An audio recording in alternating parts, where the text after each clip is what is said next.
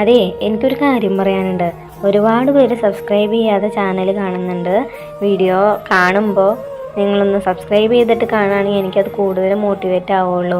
അപ്പോൾ എനിക്ക് കൂടുതൽ വീഡിയോസ് ഇടാനായിട്ട് ഒരു ഇൻസ്പിറേഷൻ ആവും. നിങ്ങൾ കമൻറ്റും ഇടുന്നില്ല.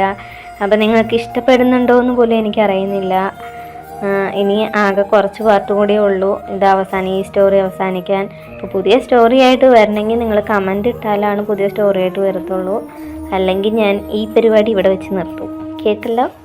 അപ്പോൾ സ്റ്റോറിക്ക് കമൻറ്റ് ഇട്ടോളൂ. ഓക്കെ, നമുക്ക് അടുത്ത പാർട്ടിലേക്ക് അപ്പോൾ പോവാം. അപ്പുവിനെ സ്കാനിങ് റൂമിലേക്ക് കയറ്റിയിട്ട് നേരം കുറച്ചായി. ഇത്ര നേരമായിട്ടും കാണാത്തതിനാൽ നീലൻ്റെ മുഖത്ത് പരിഭ്രമം ഒന്നുകൂടെ കൂടിയിരുന്നു. കാർത്തികേയനെ ഡോക്ടർ അകത്തേക്ക് വിളിക്കുന്നുണ്ട്. നേഴ്സ് വന്ന് പറഞ്ഞതും നീലൻ്റെ ഹൃദയടിപ്പ് കൂടി. അവൻ വിറയ്ക്കുന്ന കാലടികളോടെ മുന്നോട്ട് നടന്നു. വരൂ കാർത്തികേയൻ. ഡോറിനരികിൽ തന്നെ നിൽക്കുന്നത് കണ്ട് ഡോക്ടർ അവനകത്തേക്ക് വിളിച്ചു. നീല നോക്ക്. സോണോഗ്രഫി മെഷീൻ്റെ മോണിറ്ററിലേക്കായി അപ്പു ചൂണ്ടിയതും സ്ക്രീനിൽ കാണുന്ന ചിത്രത്തിൽ നീലൻ്റെ കണ്ണുകൾ ഉടക്കി നിന്നു. തൻ്റെ കുഞ്ഞ്. അവൻ നടന്ന് അപ്പുവിൻ്റെ അരികിലേക്ക് വന്നു. ഒപ്പം അവൻ്റെ കണ്ണുകളും നിറഞ്ഞിരുന്നു. സാധാരണ സ്കാനർ റൂമിലേക്ക് മറ്റുള്ളവരെ കയറ്റാറില്ല. പിന്നെ എനിക്ക് കാർത്തികേയനെ അറിയാവുന്നതുകൊണ്ടും അപൂർണ അത്രയും നിർബന്ധിച്ചുകൊണ്ടും മാത്രമാണ്. എന്ന് വെച്ചിട്ടൊരു ശീലാക്കണ്ട കേട്ടോ. ചിരിയോടെ ഡോക്ടർ പറഞ്ഞതും നീലൻ പുഞ്ചിരിയോടെ തലയാട്ടി. സ്കാനിങ് കഴിഞ്ഞ് റിസൾട്ടും വാങ്ങിയ ഡോക്ടറെ ഒന്നുകൂടെ കണ്ട ശേഷം അവർ പുറത്തേക്ക് ഇറങ്ങി. പ്രത്യേകിച്ച് കുഴപ്പമൊന്നുമില്ലാത്തതിനാൽ സ്ഥിരം കഴിക്കുന്ന വൈറ്റമിൻ ടാബ്ലറ്റ് മാത്രമാണ് കൊടുത്തത്. ദിവസങ്ങൾ കടന്നു പോകുന്നതിനനുസരിച്ച് അപ്പുവിൻ്റെ ശരീരവും മാറ്റം വരാൻ തുടങ്ങിയിരുന്നു. കവളെല്ലാം വന്നു. ചെറുതായൊന്ന് തടിച്ചു. ഒപ്പം വയറും. അതോടെ ഒരു പരിധിവരെ അമ്മയുടെ ആവലാതി പറച്ചിൽ കുറഞ്ഞിരുന്നു. 7ാം മാസത്തിൽ അപ്പുവിനെ ചടങ്ങിൻ്റെ ഭാഗമായി അവളുടെ വീട്ടിലേക്ക് കൊണ്ടുപോയി. കുറച്ചു ദിവസം അവൾ അവിടെ നിന്നുവെങ്കിലും വീണ്ടും നീലൻ്റെ അരികിലേക്ക് തന്നെ തിരികെ വന്നു. ഒരു ദിവസം നീലൻ ജോലി കഴിഞ്ഞ് വരുമ്പോൾ ഉമ്മറത്ത് തന്നെ അമ്മൂമ്മ അവനെ കാത്തു ഇരിക്കണ്ട്. ആ, മോനെത്തിയാ? അപ്പം മോൾക്ക് എന്താ പറ്റിയേ? ഉച്ച മുതൽ വാതിലടച്ചിട്ട് ഇരിപ്പാ. ഉച്ചയ്ക്ക് കൃത്യമായിട്ടൊന്നും കഴിച്ചിട്ടുമില്ല. എന്താ കാര്യമൊന്നും ചോദിച്ചിട്ടൊന്നും പറയണമില്ല. അമ്മ എന്തായാലും പോവാൻ നോക്കിക്കോളൂ. ഞാൻ വീട്ടിൽ ആക്കി തരണോ? വേണ്ട മോനെ, നടക്കാനുള്ള ദൂരല്ലേ ഉള്ളൂ. ഞാൻ പോവാ. മോനാ കുട്ടിയോട് എന്താ കാര്യം എന്നൊന്ന് ചോദിക്കട്ടാ. അത് പറഞ്ഞ് അമ്മാമ്മ പുറത്തേക്ക് പോയി. അപ്പുവിൻ്റെ ഇപ്പോഴത്തെ പ്രശ്നത്തിനുള്ള കാരണം എന്താണെന്നറിയാവുന്നതുകൊണ്ട് അവനൊരു ദീർഘനിശ്വാസത്തോടെ അകത്തേക്ക് നടന്നു. അടുക്കളയിൽ പോയി ഒരു ഗ്ലാസ് പാല് തിളപ്പിച്ച് അതുമായി റൂമിലേക്ക് വരുമ്പോൾ ജനലിനരികിൽ പുറത്തേക്ക് അപ്പു നോക്കി നിൽക്കുന്നുണ്ട്. അവൻ കയ്യിലെ ഗ്ലാസ് ടേബിളിലായി വെച്ച് അവളുടെ അരികിലേക്ക് വന്ന് പിന്നിൽ നിന്നും പുണർന്നു. കുഞ്ഞേ. അവൻ വിളിച്ചിട്ടും അവൾ തിരിഞ്ഞു നോക്കിയില്ല. എന്നോട് പിണക്കാണോ? അത് ചോദിക്കുന്നതിനോടൊപ്പം അവൻ്റെ ഇരു കൈകളും അവളുടെ വീർത്ത വയറിനെ വലയം ചെയ്തിരുന്നു. എന്താ നിന്റെ പ്രശ്നം?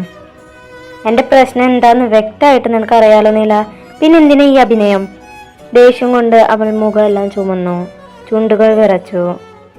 ഞാൻ പറയട്ടെ, ആദ്യം നീ ഇവിടെ ഇരുന്നേ. നീലൻ അവളെ അനുനയിപ്പിക്കാൻ ശ്രമിച്ചു.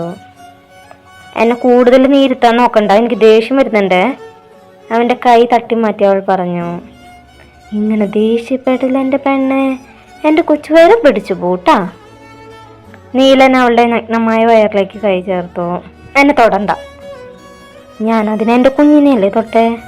അവൻ കുസൃതിയോടെ പറഞ്ഞതും അവളുടെ ദേഷ്യം ഒന്നുകൂടെ വർദ്ധിച്ചു. ഇരിക്ക്, ഞാൻ പറയട്ടെ. അവൻ ഗൗരവത്തിൽ അവളെ പിടിച്ച് ബെഡിലേക്ക് ഇരുത്തി. ശേഷം അവളുടെ അരികിലായിരുന്ന് അപ്പുവിൻ്റെ കാലുമടിയിലേക്ക് കയറ്റി വെച്ച് പതിയെ തടവാൻ തുടങ്ങി. കുഞ്ഞേ, ഞാൻ പറയുന്ന ആദ്യം നീ സമാധാനമായിട്ടൊന്ന് കേക്ക്. അവൻ ശാന്തമായിട്ട് പറയാൻ തുടങ്ങി. 7ാം മാസം നിന്റെ കൂട്ടിക്കൊണ്ട് പോയിട്ടും നീ എന്തിനാ വീണ്ടും ഇവിടേക്ക് വന്നേ? നീ ഇവിടെയല്ലേ. നിന്നെ ഒറ്റയ്ക്കാക്കി ഞാൻ എങ്ങനെ അവിടെ നിൽക്കും? അതുപോലെയല്ലേ ഞാനും. നിന്നെ ഇവിടെ ഒറ്റയ്ക്കാക്കിയിട്ട് ബാംഗ്ലൂർ വരെ ഞാൻ എങ്ങനെ ഒറ്റയ്ക്ക് പോകും? 3 ദിവസത്തെ കാര്യമല്ലേ ഉള്ളൂ നീല. നിനക്ക് ചിലപ്പോൾ അത് വെറും 3 ദിവസമായിരിക്കും. പക്ഷെ എനിക്കങ്ങനെയല്ല. നിന്നെ കാണാതെ എന്നെ കൊണ്ട് കഴിയില്ല പെണ്ണെ. അങ്ങനെ പറയല്ല നീല. ആ ഓഡീഷനിൽ നീ സെലക്ട് ആയപ്പോൾ ഞാൻ എത്ര സന്തോഷിച്ചു എന്നറിയോ? നിന്റെ കഴിവെല്ലാവരും അറിയണ്ടേ. നിനക്ക് അറിയപ്പെടുന്ന ഒരു പാട്ടുകാരനാവണ്ടേ. തൽക്കാലം എനിക്ക് അറിയപ്പെടുന്ന ഒരു പാട്ടുകാരനാവണ്ട. എനിക്കെൻ്റെ കൊച്ചിൻ്റെ അച്ഛനും അതിൻ്റെ അമ്മയുടെ കെട്ടിയോനായാൽ മതി. അവളുടെ വയറിൽ പതിയെ ഉമ്മ വെച്ചുകൊണ്ട് അവൻ പറഞ്ഞു. നീല പ്ലീസ്. വേണ്ട, എന്നെ വെറുതെ നിർബന്ധിക്കണ്ട, ഞാൻ പോവില്ല. ആ കാര്യം ഞാൻ അനഘയുടെ അച്ഛനെയും മ്യൂസിക് ഡയറക്ടറെയും വിളിച്ചു പറഞ്ഞിട്ടുണ്ട്. എൻ്റെ സിറ്റുവേഷൻ അവർക്ക് മനസ്സിലാവുകയും ചെയ്തു. ഇനി ഇതുപോലൊരു അവസരം കിട്ടില്ല നീല, വെറുതെ ഇതില്ലാതാക്കല്ലേ. ഞാൻ പോയി വരുമ്പോഴേക്കും ഈ പാല് മുഴുവൻ കുടിച്ചില്ലെങ്കിൽ നീ എൻ്റെ തനി സ്വഭാവം അറിയൂട്ടാ. അത് പറഞ്ഞ നീലൻ കുളിക്കാനായി പോയി. ഈ ഒരു കാര്യത്തിൽ നീലൻ്റെ വാശി തന്നെ ജയിച്ചു. അപ്പു കുറേ നിർബന്ധിച്ചെങ്കിലും അവൻ റെക്കോർഡിങ്ങിന് പോകാൻ തയ്യാറായില്ല. ദിവസങ്ങൾ കടന്നു പോകുന്തോറും അപ്പുവിന് ചെറിയ അസ്വസ്ഥതകൾ തുടങ്ങിയിരുന്നു. അപ്പുവിൻ്റെ ഡെലിവറി ഡേറ്റ് അടുക്കുന്തോറും നീലൻ്റെ ടെൻഷൻ കൂടി വന്നു. ഡെലിവറി പെയിൻ ഇവൾ എങ്ങനെയാ സഹിക്കുക ഈശ്വര, ആലോചിക്കാൻ കൂടെ വയ്യ. എല്ലാ അമ്മമാരും അത്ര വേദന സഹിച്ചല്ലേ പ്രസവിക്കണേ. എന്താ നീല ആലോചിക്കണേ? നീലൻ്റെ നെഞ്ചിൽ തല ചാരി വെച്ചിരിക്കുന്ന അപ്പു അവനെ തല ചെരിച്ചു നോക്കി. ഏയ് ഒന്നുമില്ല, ഞാനൊരു കാര്യം പറഞ്ഞാൽ സമ്മതിക്കോ കുഞ്ഞെ? സമ്മതിക്കാലോ. എന്നാ നിന്നെ ഞാൻ നാളെ വീട്ടിൽ കൊണ്ടുപോയി ആക്കട്ടെ. ഇവിടെയും പകൽ സമയത്ത് നീയും ആ അമ്മയും മാത്രമല്ലേ ഉള്ളൂ. നിനക്ക് പെട്ടെന്നെങ്ങാനും വയ്യാതായ ആ വയസ്സായ അമ്മ എന്ത് ചെയ്യാനാ? നിന്റെ വീട്ടിലാണെങ്കിൽ അമ്മയും അച്ഛനും ആരതിയൊക്കെ ഉണ്ടല്ലോ. വൈകുന്നേരം ജോലി കഴിഞ്ഞാൽ നീ അവിടെ വന്ന് നിൽക്കുമോ? നിൽക്കാം. എന്നാ ഞാൻ പോവാം. അവൾ സമ്മതം പറഞ്ഞ് അവന് ആശ്വാസം തോന്നി. നിനക്ക് പേടിയുണ്ടോ കുഞ്ഞെ ഡെലിവറി ഡേറ്റ് അടുത്ത് വരുമ്പോൾ? ഉണ്ടോയെന്ന് ചോദിച്ചാൽ ഉണ്ട്, പക്ഷെ സാരമില്ല, നമ്മുടെ കുഞ്ഞാവയ്ക്കല്ലേ. അവൾ പറഞ്ഞ നീലൻ അവളുടെ കവളിലായി പതിയെ കടിച്ചു. എൻ്റെ കുട്ടി കിടന്നു.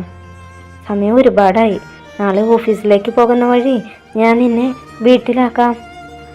അവളെ ബെഡിലേക്ക് കിടത്തി കാലുകൾ പില്ലോയ്ക്ക് മേലെ എടുത്തു വെച്ച് നീലനും അവളുടെ അരികിലായി കിടന്നു. ഞാൻ കണ്ടുകൂടാ അവളുടെ വേദന, കരച്ചില്. നമുക്ക് കണ്ടു നിൽക്കാൻ കഴിയില്ല. എൻ്റെ കുഞ്ഞിന് വേണ്ടി എത്രത്തോളം വേദന സഹിച്ചു കാണും, പാവം. നീലം പെട്ടെന്ന് ഉറക്കത്തിൽ നിന്ന് ചാടി എണീറ്റു. കുറച്ച് ദിവസങ്ങളായി ശരിക്കും ഉറങ്ങാൻ പോലും കഴിയുന്നില്ല. ആകെ ഒരു പേടി. എന്തായാലും നാളെ കൂടി ഓഫീസിൽ പോയാൽ മറ്റന്നാൾ മുതൽ ലീവ് എടുക്കണം എന്ന് അവൻ മനസ്സിൽ ഉറപ്പിച്ചു. തൻ്റെ അരികിൽ ഇതൊന്നും അറിയാതെ ഉറങ്ങുന്നവളെ നെറ്റിയിലായി പതിയെ ഉമ്മ വെച്ച് അവൻ കിടന്നു. പിറ്റേന്ന് ഓഫീസിലേക്ക് പോകുന്ന വഴി അവൻ അപ്പുവിനെ വീട്ടിലാക്കി. നാളെ മുതൽ ലീവായതിനാൽ കുറച്ചധികം വർക്ക് ലോഡ് ഉണ്ടായിരുന്നു. അതിനാൽ തന്നെ ഉച്ചയായതൊന്നും അറിഞ്ഞില്ല. കൂടെ ജോലി ചെയ്യുന്ന ആള് ലഞ്ച് കഴിക്കാൻ വിളിച്ചപ്പോഴാണ് നീലൻ ഒന്ന് സീറ്റിൽ നിന്ന് എണീറ്റത് പോലും. കൈ കഴുകി വന്നപ്പോഴേക്കും കൂടെയുള്ളവരെല്ലാം കഴിക്കാനിരുന്നിരുന്നു. എന്താ കാർത്തികേയ, മുഖത്തൊക്കെ വല്ലാത്ത ക്ഷീണാണല്ലോ, കൂട്ടത്തിൽ ഒരാൾ ചോദിച്ചു. വൈഫിൻ്റെ ഡെലിവറി ഡേറ്റ് എടുത്തില്ലേ, അതിൻ്റെ ടെൻഷനാണ് ആൾക്ക്, ഒരു ലേഡി സ്റ്റാഫ് പറഞ്ഞു. ആണോടോ? അയാൾ ചോദിച്ചു. നീലൻ ഒരു പുഞ്ചിരിയോടെ പാത്രം തുറന്ന് ചോറിൽ കൈവച്ച് ഫോൺ റിങ് ചെയ്തു. അപ്പോൾ അടുത്ത വീഡിയോ ആയിട്ട് നാളെ വരാവേ. ശരി, ബൈ.